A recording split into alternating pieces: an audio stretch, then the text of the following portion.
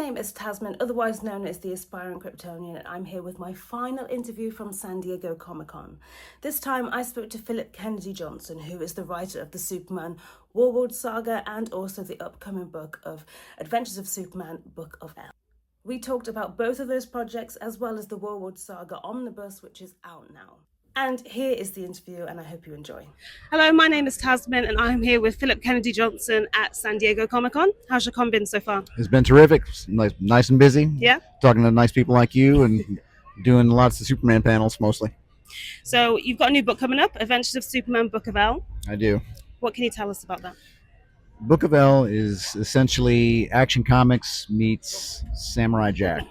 It's really fun. It's about Superman's 1,000-year voyage and his quest to find his family and bring him home. It's about the legacy of Superman and whether it can survive in a world where truth and justice are not virtues anymore. Okay.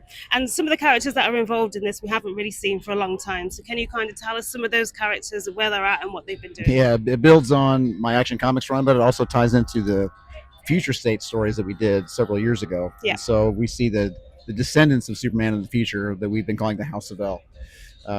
So every issue actually is going to have narration from the actual Book of L, which is kind of the tome that describe that recounts Superman's life and everything that happened with his descendants after that. And there's going to be a couple of pages from the Book of L at the end of every issue. Amazing. So it's a ton of world building. I'm really excited about it. Yeah, so you've got to do a bit more of your expanding on those worlds. And yeah, stuff, exactly. Yeah. We're building a whole timeline. It's really exciting. And when that plans to be released as a trade back, will we get extra bits in there with all that sort of stuff? There's already going to be a lot in the books. Like even the singles are going to have a lot of stuff in there. But yeah, like my first omnibus is about to release this week, and there's a lot of world building with Warworld and all that. But the second volume that will eventually come out when this series is complete, will have even more of that.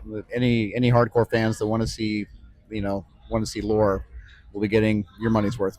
And obviously, to get the story in Adventures of Superman, Book of L, do readers have to have read Future State, or do you kind of give a bit of a rundown? Actually, no. It's it doesn't really build on that in an additive way. Like, in fact, the world that we're setting up in Adventures of Superman, Book of L is not quite like the one that we saw in the Future State issues. Okay. Like there's a reason why we're seeing the same exact characters, but in a different timeline. Like, it'll be clear by the end of the story why we're seeing the same people in different places in their lives and be like looking and acting a little differently. That'll all become clear. And what has it been like to be able to re-expand on the existing world that you've already seen? Oh man, I can't believe I get to do it again. I was on Superman for a good while, but there were still some threads dangling that I wanted to continue. Like I want to show more of Pyros the Red, and I want to show more of twins Ronan and Rowan and how they fell out and how their adventures took different paths. And I want to know. I want to show readers. God, what are some other things? Just I always get lots of questions about the heritage of those characters, of the Future State characters, and I was always very hesitant to do it because I don't want to commit on paper like these are who had children with whom and here's how everything went. Yeah. But because otherwise everyone's going to have to then stick exactly. To that, right? It's like, well, this is history now, but I don't want people to do it. I don't want other writers to come along and like be forced to break those stories for their own stories. Yeah. But we're going to make it work. We're going to find a way because I want so many people have been so curious about those things. I'm just gonna tell them what I have. Yeah. In one of the Superman panels from yesterday, you touched upon, well, it wasn't necessarily you, but I think it was Jeremy Adams was talking about him using some of the stuff that you've created in the Green Lantern story. What's it like to see other writers and creators using the things that you've created? I mean, that's the game. That's how it's supposed to be done. I love working with Jeremy. Jeremy is so collaborative, and he's so great about finding elements from other writers' stories and incorporating them in his own. He's so great about like keeping his finger on the pulse of all the other books and like how can we tie this all together and make one big awesome story.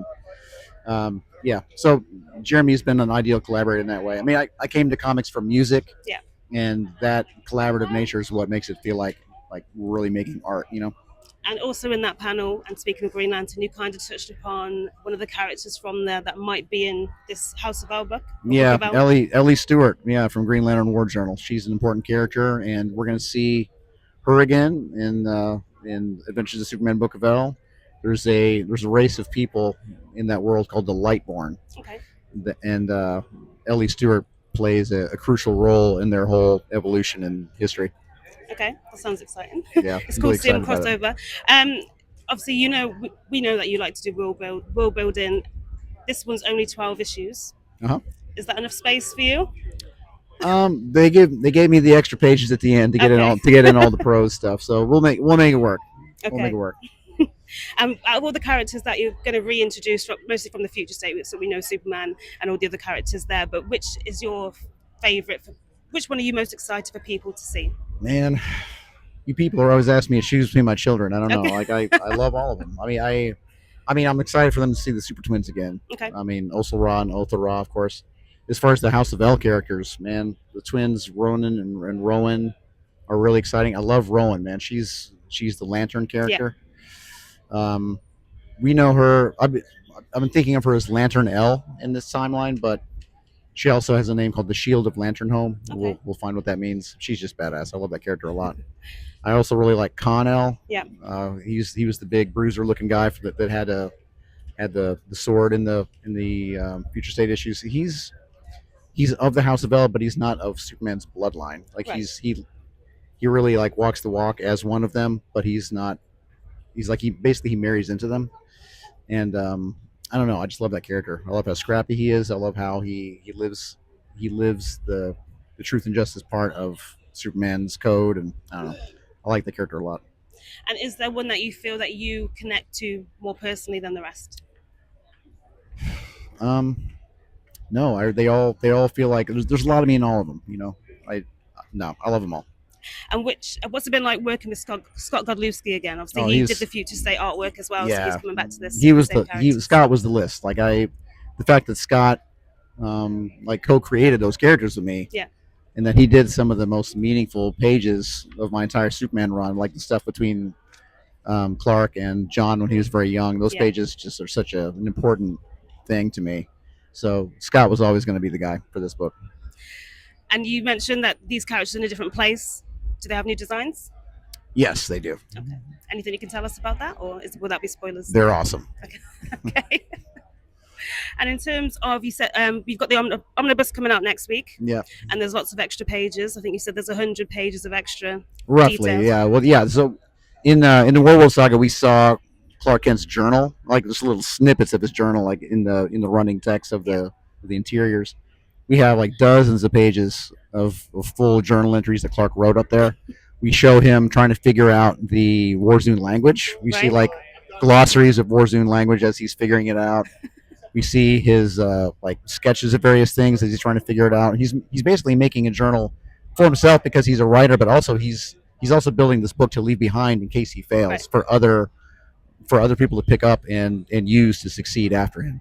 Like there's a map that he and his allies create that becomes very important to the movement. There's a legend that has all these different spots on the map, and we get explanations of what these places are. They get into the world history. There's sketches by all these artists that have done various character designs. Mm-hmm. There's just so much extra There's a content lot. in there And in terms of the map that you've created, is there an area or place within that you're most proud of? that I'm most proud of. Well, Engine City 1 has a lot of really interesting things.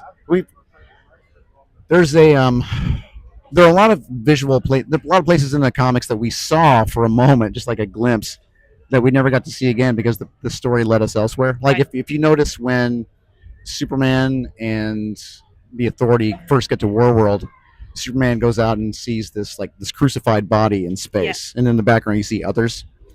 That is called the Constellation of the Kings, Okay. and there's a whole reason that guy.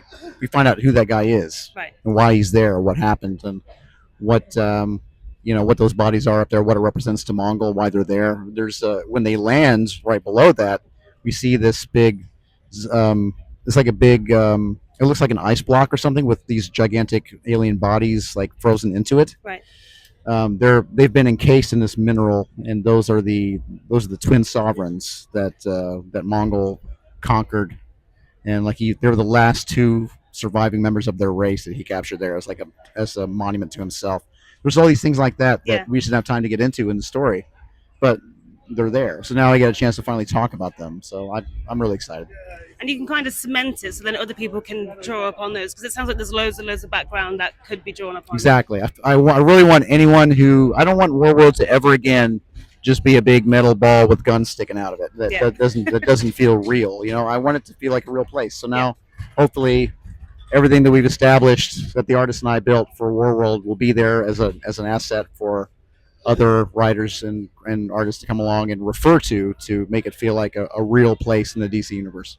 Well, I can't wait to get the omnibus, and I can't wait to read the new series. Thanks so much. Always a pleasure.